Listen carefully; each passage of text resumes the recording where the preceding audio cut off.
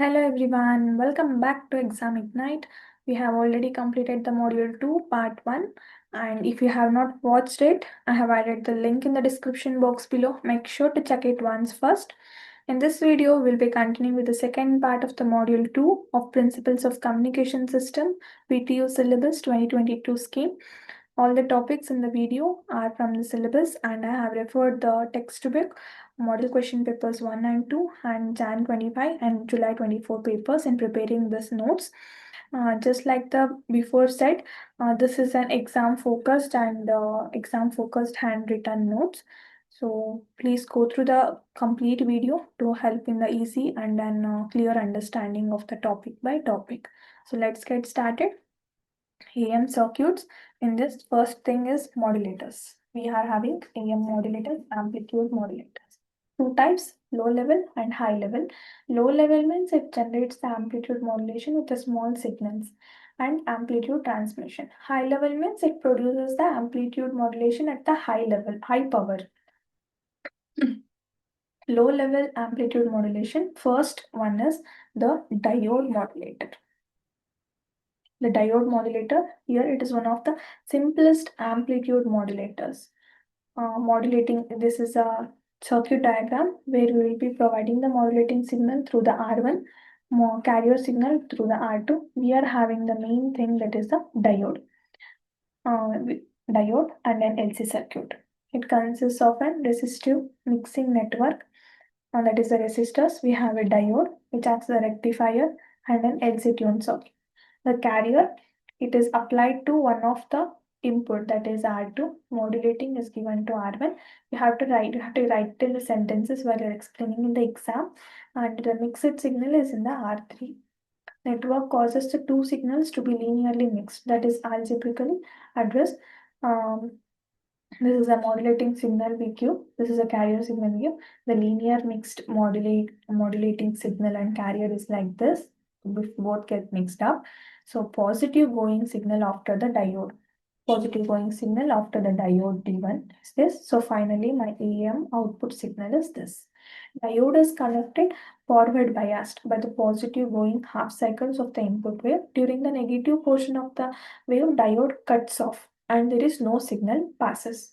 Hence, the current through the diode is a series of positive going pulses whose amplitude varies in the proportion to the amplitude of the modulating signal. It varies in the proportional to amplitude of modulating signal. These positive pulses are applied to what? It is given to the parallel tuned LC circuit made up of LNC, which are resonant at FC. So each time when the diode conducts, a pulse current flows through the tuned circuit, coil and capacitor repeatedly, and there is an energy exchange. So that is equal to oscillation or ringing at the FR, resonant frequency. So first thing, negative half cycle for every every negative half cycle, every positive input pulse, high amplitude positive pulses cause tune the circuit to produce a high amplitude negative pulse. For the low amplitude positive pulse produces a low amplitude negative pulse. So resulting waveform across the tuned circuit is called as an AM signal. Next is the transistor modulators, second thing of producing the amplitude modulators. So here we will be giving a carrier signal, modulating signal, same as the previous one. You need to mention here R1 and R2 and R3. This is giving the voltage, but here we are replacing a diode by a transistor. As I said, diode is replaced by a transistor. Current has a gain. Therefore, there is an important version of this. So, emitter-based diode is a diode and a non-linear device. Here, modulation occurs except that the current at the base, it controls, this is an important, the current at the base controls a large collector current. Therefore, the circuit gets amplifies. The rectification is equal to what? Emitter base junction, where this forms a large half sine pulses of current in the tuned circuit. So the output is what? It is a AM wave. Next is high level AM, the second part, where the modulator adjusts the voltage and power in the final RF amplifier. It improves the efficiency and the performance. Here we are going to learn about the collector modulator, which is most important in this modulation part. This is used amplifier here is class C amplifier. Why? It conducts only during the positive half cycle of the input signal. That is why we use this. Amplifier IC pulses cause a tuned circuit to oscillate. So here the collector current pulses cause a tuned circuit to oscillate, reproducing a negative portion of the carrier signal. So this is a setup circuit diagram where we will be given carrier input modulating signal. This is a microphone. Here we are having RF, that is a final. This is a final C power amplifier. And finally this is a high power audio amplifier. Okay. Now, working you need to know. Another one thing is for the class C amplifier with 1000 watt input power, the modulating delivers is 500 watts, which is 100%. Working you have to know here is a linear power amplifier amplifies the low level modulating signal into high power levels. The modulating signal passes through this transformer, that is this T1 to class C amplifier. It is passed through here to the class C amplifier. The T1 is secondary winding is connected in series with the positive VCs. You need to explain the circuit. Now, without modulation, carrier output is steady sine wave. Now, the modulation signal, that is positive or negative from the DC voltage applied to the collector of the class C amplifier, varying the current pulses, and thus the carrier's amplitude is produced. What are the effects here? One is modulating signal is positive. There is a high VC and a carrier amplitude. Negative is there is for the negative modulating signal, there is a negative VC and the carrier amplitude is negative. 100% modulation, the modulation signal peak is equal to supply voltage and it doubles and nullifies. Therefore, the VC at positive and negative peaks. So what are the limitations here? 100% challenging is this is a non-linear response to T1, and here main thing is this needs a high power. You need to write this complete thing to get a full marks in the collector modulator question. Next is continuation of that. Low level modulation system use linear power amplifier to increase the AM level before transmission. So you can observe here, when we give a carrier oscillator is given an input to amplitude modulator. It is also given with a microphone where we give modulating signal. So AM signal passes through here. This is a linear power amplifier. And finally, this is a final RF power amplifier which go to the antenna for the transmission. Next is amplitude demodulators, or you can say detectors. The circuit that accepts the modulated signal and recovers back to the original modulated information is called as a detectors or amplitude demodulators. Diode detectors is the first one, which is an important one, which is asked in 3 papers. It is simple and widely used. Detectors consists of what half sine wave rectifier circuit with a diode T1 and a transistor R1. AM signal is a transformer coupled to diode detector. You can observe here transformer coupled to diode. AM signal is given and we get the original info or the modulating signal as a output. The diode conducts during the positive half cycles of the AM and is reverse bias during the negative half cycle. You have to observe here. It is conducts during the positive half cycle, reverse bias during negative half cycle. So this is the graph where, this is the waveform where unmodulated carrier is this. When it gets, this is the modulating carrier and the carrier frequency. Okay, so rectified, this is our AM signal. Rectified AM, what it gets only conducts during only the positive cycle. You can observe envelope produced by charging and discharging of the C1. Because of this C1. Now, What happens? Recovered modulation signal after the filtration. This is the DC component. This is finally what we get. So voltage across the R1 is a series of positive pulses whose amplitude varies with the modulating signal. C1 across the R1, it filters out the carrier and recovers the original modulating signal. Capacitor changes quickly to the peak value of each by a diode. When the pulse voltage drops to zero, capacitor discharges it into R1. The time constant of the C1 and R1 is chosen so that C discharges only slightly when diode is not conducting. Waveform across the C is approximately original modulating signal. Ripple and distortion is recovered signal has a small amount of ripple due to the capacitor charging and discharging, which causes slight distortion into the modulating signal. Since FC is very much greater than the FM, the ripple usually is not noticeable. Diode detector is envelope detector, therefore it recovers the envelope of AM. Diagonal distortion is it occurs if time constant is too long, slow capacitor discharge, making it unable to follow faster modulating signal charge. If the time constant is too short, then the capacitor discharges too quickly and doesn't sufficiently filter out the carrier. Only the DC component is recovered using the blocking capacitor, that is C2, which is connected to an amplifier. This is about its frequency domain. You have to write the diode is equal to non-linear device that processes the multiple signals, that is carrier and sidebands. The sum of this differences, sum and the difference of the frequencies Fc plus or minus Fm created as a diode combines the AM components. Fc is very much greater than Fm, filtered out with a low pass filter, that is C1 in circuit.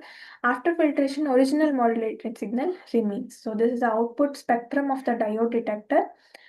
That is low pass filter. C1 response allows only the modulating signal to pass through it. Balanced modulators, next concept is circuit that generates a double sideband signal, suppressing the carrier and leaving only the sum or the different frequencies at the output. So this output can be further processed into the by the filters or the phase shift circuits to eliminate the one of the sidebands, so hence forming the SSP signal. In this, we are focusing on the lattice modulators. Note down the diagrams. This is the first diagram A, modulating signal, diode we are placed, and this is a DSP output. Here, this is the second diagram. The diodes are placed. Either you can go with this diagram or go with this diagram. The balanced modulators of 4 diodes is in the bridge circuit with the input of what? This is our input of T1 transistor and output of T2 transformer, T1 and T2 transformer. The carrier signal is applied to the center taps to both the transformers and modulating signal is applied to first transformer. How the flow takes place here is diode acts as a switch. Basically, it allows the message signal from the transformer 1 to be connected to the primary of the transformer 2. Diode controlled by the carrier signal, which switches them on and off at the high speed. Let us consider the carrier polarity is positive. Then what you can observe, D1 and D2 will conduct. That is, they are in forward bias. D3 and D4 will be in reverse bias. If it is the polarity is reversed, then D1 and D2 will be in reversed bias. D3 and D4 will conduct. Switching results in the suppression of the carrier signal due to the cancellation of the magnetic field in the output transformer. Due to this switching, there is a suppression of the carrier signal. Due to what? Cancellation of the magnetic fields in the output transformer. So double sideband output, that is modulating signal transformed to the primary transfer to the primary transformer of T2 and DSP across the transformer 2 contains a message signal at FC with a reversal occurring of waveform. Phase reversal occurring at the waveform. Carrier suppression, here carrier is efficiently suppressed. The carrier is efficiently suppressed by transform balanced construction. So each can reach up to 40 decibels, it can be suppressed. Switching action causes a harmonics of a carrier to appear in the output but filtered out by the resonant circuits, leaving only double sideband signal. Transformer types typically use two RF transformers for both message signal and the double sideband output. Application of this is used in the sealed package containing necessary transformer and diodes, and can be used in a wide range of operations of frequency range. The waveforms you have to write for this is a carrier signal, this is a modulating signal. See, when D1 and D2 are conducting, these are things, and when D3 and D4 are conducting, these are the arrow marks showing. But when it reverses, you can observe here D3 and D4 gets conducting here, and D1 and D2 gets conducting here. So this is a DSP signal with a primary T2, and this is our final DSP output. As you can observe here, there is a phase reversal. The last and the most important topic is the frequency division multiplexing, commonly called as FDM. Here it is multiple signals share the bandwidth of common communication signal. Multiple signals, there are many signals, they share a common bandwidth. They have the bandwidth of the common communication channel. FDM is used for analog information and TDM is used for the digital information. This we will be studying in the further modules TDM. Now FDM allows wide bandwidth channels like coaxial cables. Each signal to be transmitted feeds a modulator circuits. Each modulator uses a different FC, that is subcarrier. Frequency carrier usually equally spaced over a specific frequency range. You can observe here, this is a transmitting end of the FDM signal. You have to note signal 1, it is given to modulator, and here we are giving a carrier signal. Similarly, we are giving M inputs that gets into the linear mixer, or you can say summer, and here we are giving to a single cable, it is connected. All the carriers are combined into single composite signal. It is given into single composite signal, that modulator transmitter, that is given into the transmitter. Okay, this is an optional one. Finally, we'll get a single communication channel that is sent through antenna for the transmission. The transmitting end of the FDM, where each signal is modulated by different frequency. Any standard modulation techniques, that is AM, SSP, FM, PM, or the digital modulation can be used. And FDM processes divides the bandwidth of the communication channel in smaller equal spaced channels, each carry information in the sidebands. You can observe it here. This is the spectrum of the FDM signal. The bandwidth of the signal channel is divided into small bands. This is a bandwidth of the overall communication channel. This is a bandwidth of a single channel. The overall is, this dot is not clear. It comes like this. This is an overall, and this is for our one channel. The modulator output are added algebraically in the linear mixer, resulting the output is composite of all the modulated subcarriers. The composite signal modulate a transmitter, or it is transmitted over the communication channel. So receiver or demultiplexing, the reverse of that. If they ask you to write about FDM, you have to first write the transmitter part and then the receiver part. This one. At the receiver end, the signal demodulated to recover the composite signal. The composite signal passes through the bandpass filters, each centered on one of the FC. Here you can see that is the reverse of the previous diagram. The antenna, it goes to the receiver part, demodulation occurs. Here the signal is received in the demodulation into the composite part, where we will be sending into BF of FC1, BPF of FC2, BPF of FC3. Similarly till M, that is sent to the demodulator, we will get the original signal of the each signal. We'll be getting that. So here we will be getting demodulated recovered original signal.